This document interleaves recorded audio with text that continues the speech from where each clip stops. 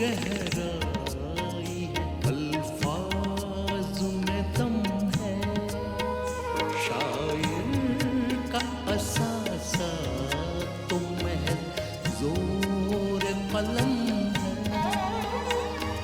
जीने का हुनर सबका जुदा है तो बयां जितना भी सुनोगे को पढ़ो उतना ही कम है, उतना ही कम है। आने वाली नस्लें तुम पर रश्क करेंगी हम असरो, जब उनको ये ध्यान आएगा तुमने फिराक को देखा है।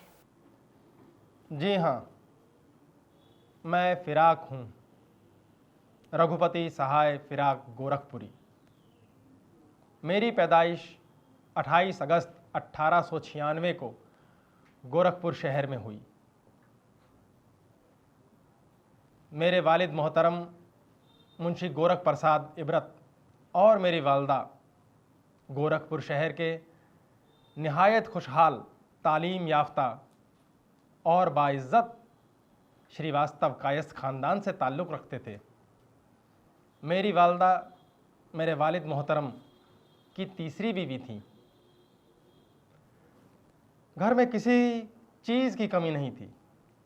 बचपन से ही बहुत तेज़ और ज़हीन था।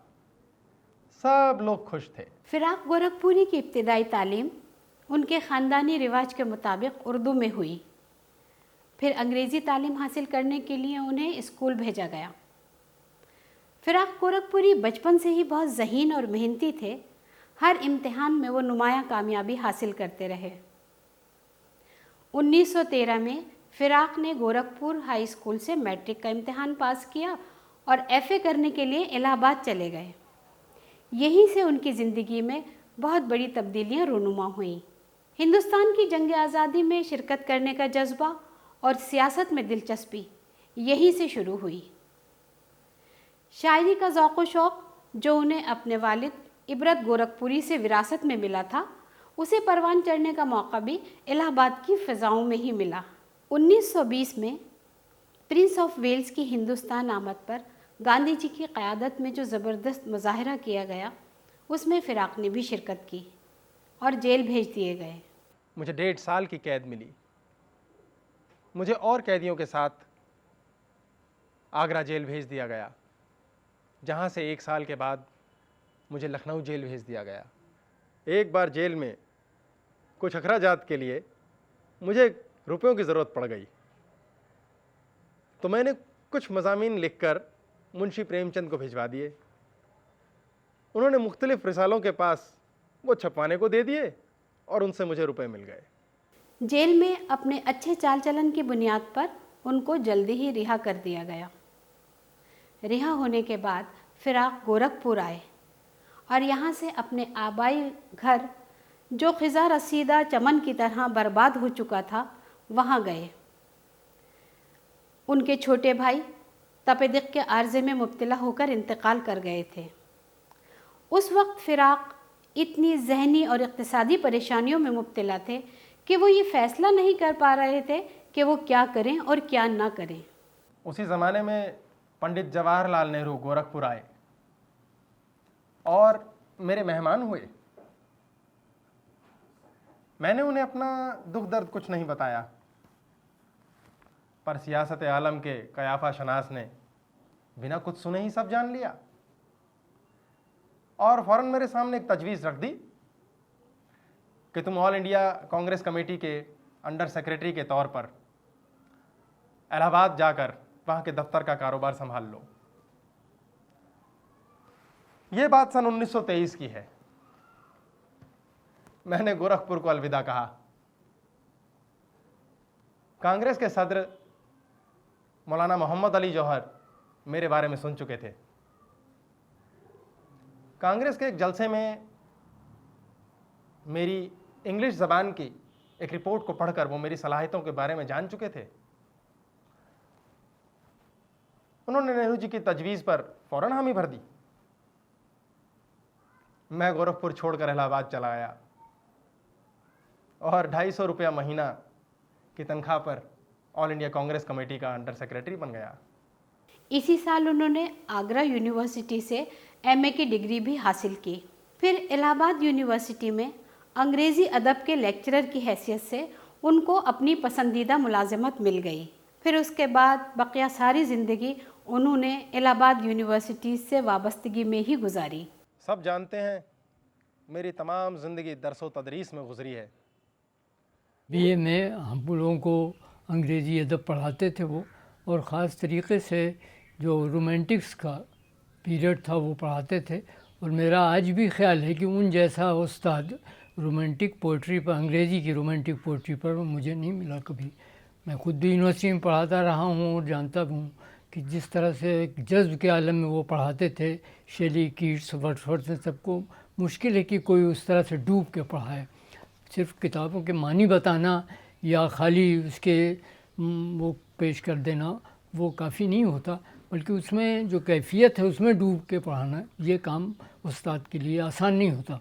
फ़िराक साहब वैसे उम्र तो उनकी काफ़ी हो गई थी, लेकिन भारी भरकम आवाज़ के आदमी थे, और इसलिए जब वो पढ़ाते थे तो हम लोग बस उन्हीं की तरफ देखते रह जाते थे। उन जैसा उस्ताद मैंने अंग्रेज़ी अदब में, मेरे उस्ताद सभी रहे हैं, मैंने अंग्रेज़ी अदब में भी मैं ज्वाइन किया नहीं। वो हमारे प्रोफेसर देव जो बहुत मशहूर अंग्रेज़ी के दीप थे वो भी थे, लेकिन जो पढ़ाने में फ़िराक साहब के लुत्फ़ आता था वो मैंने किसी अंग्रेज़ी उस्ताद को नहीं देखा। फ़िराक साहब अपने शागिर्दों और दोस्तों से गुफ्तगू के दौरान अक्सर बड़ी बसीरत अफरोज़ बातें कह जाया करते थे। शायर ना हिंदू होता है ना मुसलमान होता है, वो ना यहूदी होता है ना ईसाई, ना वो पारसी होता है और ना वो बौद्ध। आप कहेंगे इसमें सच्चाई क्या है? अरे सूरदास और तुलसीदास ये हिंदू थे, एक कृष्ण का भक्त था और एक राम को पूजता था। हाँ, कबीर अलबत्ता अपना पता नहीं देते थे। मिल्टन और डांटे ईसाई थे, होमर और वर्जल इनका कुछ भी कह लीजिए, मगर शैले मुनकर था। एक वर्ड्सवर्थ वो अंग्रेजी चर्च से सुलह करके मर गया। फिरदौसी, सादी और हाफिज पर कुफ्र का फतवा मत लगाइए। और रहा उमर खय्याम, कौन जाने उसका मजहब क्या था। लेकिन बात तो उर्दू की हो रही थी। उर्दू के शायरों, खासकर गज़ल गो शायरों का मामला ही कुछ और है। उनका मजहब कुछ भी हो, वो खुद को काफिर ही कहेंगे। मैंने दुनिया भर की बेहतरीन शायरी पढ़ी है और उसकी रोशनी में मैं इतना ही कहूँगा, शायर का कोई मजहब नहीं होता, शायर का मजहब नहीं होता।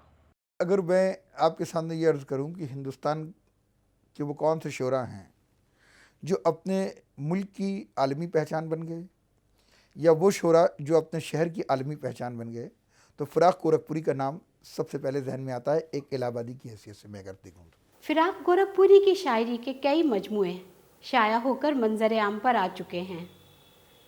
गुले नगमा, गुलबांग, रूप, रूह बलागत, मशल और पिछली रात वगैरह, जिसमें से गुले नगमा पर उन्हें साहित्य अकेडमी अवार्ड तफवीज़ किया गया।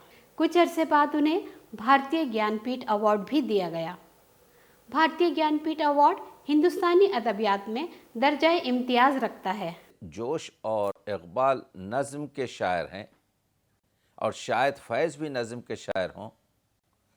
फ़िराक की तरह से कोई गज़ल का शायर 20वीं सदी में उस पाए का पैदा नहीं हुआ। फ़िराक का एक बड़ा कारनामा ये है कि उन्होंने उस लहजा मीर की बाजियाफ्त की, यानी वो मज़ामीन जो मीर ने अपनी शायरी में बांधे थे, या वो लहजा जो मीर ने जिस अपनी शायरी को जिस लहजे से मुतारिफ़ कराया था, उस लहजे से हमें दोबारा फ़िराक ने बवसीले मीर मुतारिफ़ कराया, और वो लहजा बहुत मकबूल हो गया। और हम देखते हैं कि बाद में हमारे यहाँ नासिर काज़मी और अहमद मुश्ताक वग़ैरह ने उसी लहजे की तौसीह की कि तो इस तरह से खालिस हमारी शायरी की तारीख़ में हम फ़िराक को बहुत बड़ा शायर करार दें या ना दें, लेकिन उनकी तारीख़ी अहमियत का हमें इसलिए एतराफ़ करना पड़ेगा कि उन्होंने मीर को दोबारा अपनी शायरी में दरियाफ़्त किया, और इस तरह से दरियाफ़्त किया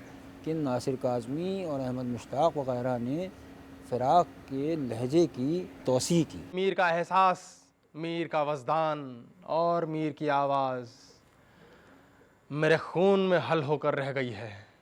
बुनियादी बात यह है कि फ़राक की शायरी बुनियादी तौर पर ये कहा जाता है कि रूमानियत की शायरी है, लेकिन रूमानियत के दो पहलू हो सकते हैं। हम इश्किया शायरी कर रहे हैं, उसको भी रूमानियत की शायरी कहा जा सकता है, लेकिन अगर हमने दर्द ज़ीस्त को और दर्द ज़माना को भी अपनी शायरी के अंदर मकाम दे दिया तो मैं समझता हूँ कि ये शायरी फिर आफाकी शायरी हो जाती है।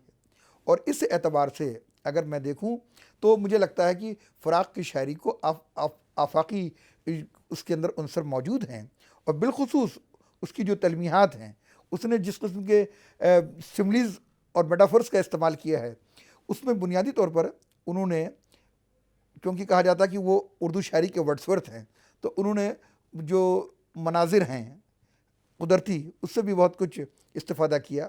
मतलब मैं एक शेर आपके सामने अर्ज़ करूं जिसने मुझे बहुत मुतासिर किया है कि इस इज़्तिराब में राज़े फ़रोग़ पिन्हा है, इस इज़्तिराब में राज़े फ़रोग़ पिन्हा है, तुलूए सुबह की मानिंद थरथराए जा।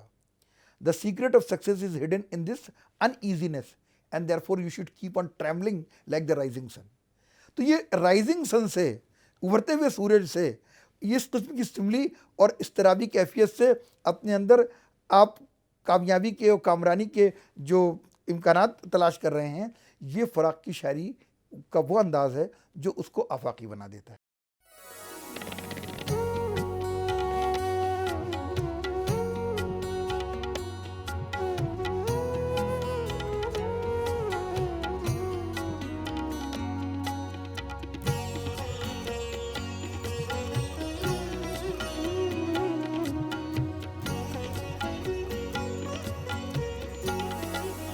किसी का यूं तो हुआ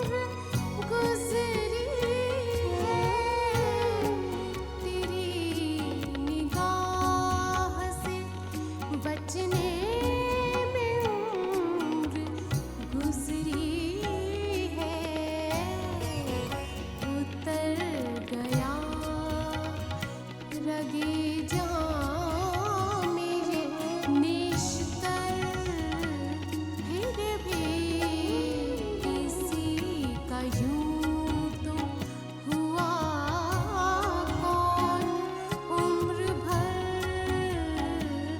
फिर भी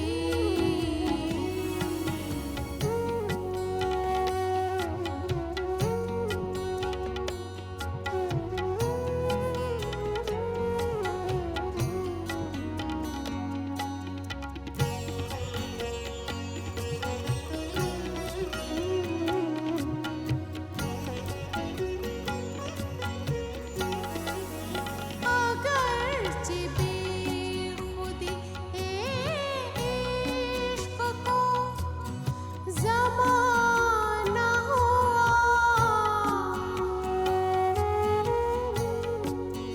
अगरचे बेखुदी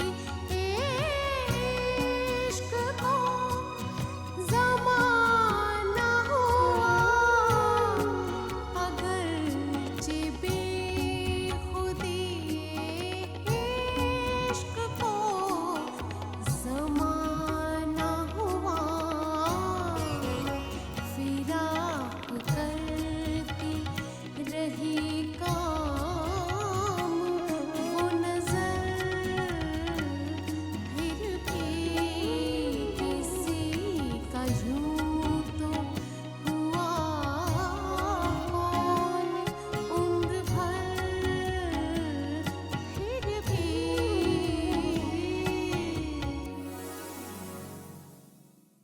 उनके कई मजमूआए कलाम सामने आए, गज़लों के मजमूए हैं, रुबाइयात के मजमूए हैं, लेकिन अब भी उनका बहुत सारा कलाम किसी भी मजमूए में शामिल नहीं है और तदवीन की ज़रूरत है।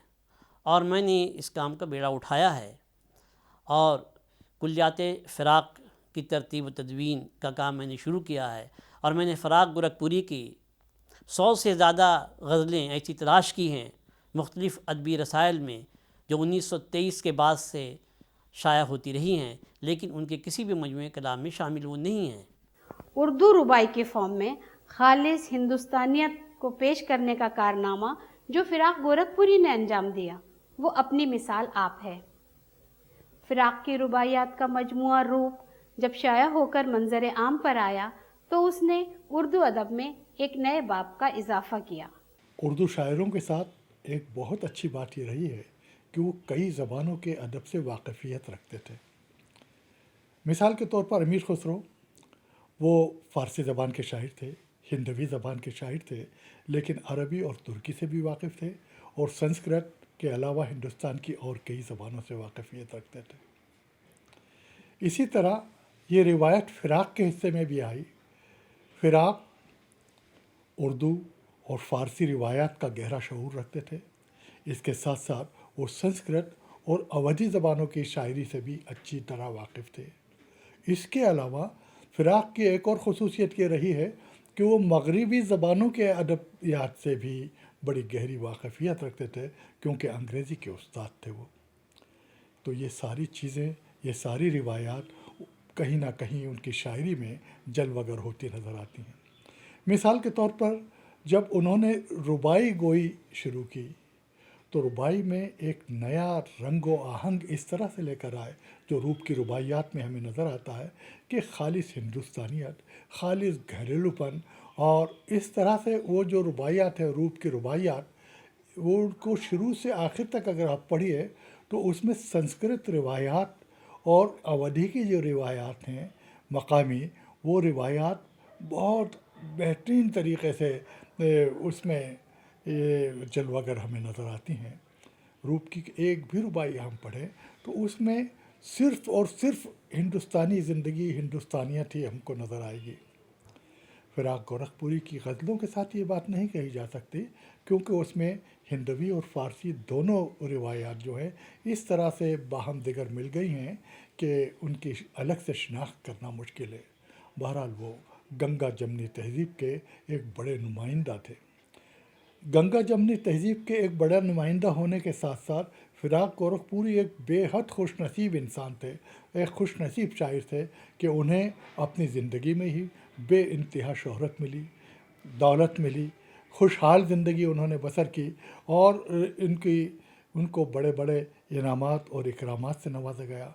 साहित्य एकेडमी अवार्ड गुल नगमा पर उन्हें मिला और इसके बाद कई इनामात और इकरामात से गुज़रते हुए हिंदुस्तान का जो सबसे बड़ा अवार्ड है भारतीय ज्ञानपीठ, वो भी फिराक गोरखपुरी के हिस्से में आया।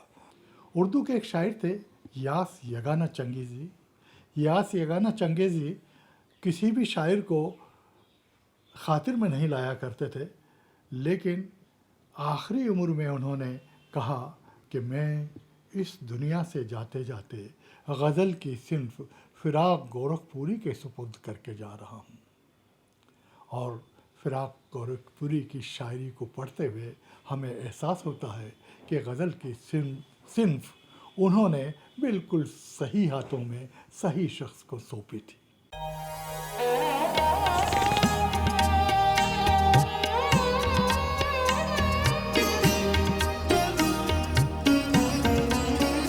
जज्बात में गहराई है, अल्फाज में दम है, अल्फाज में दम है, शायर का असासा तो महज जोर कलम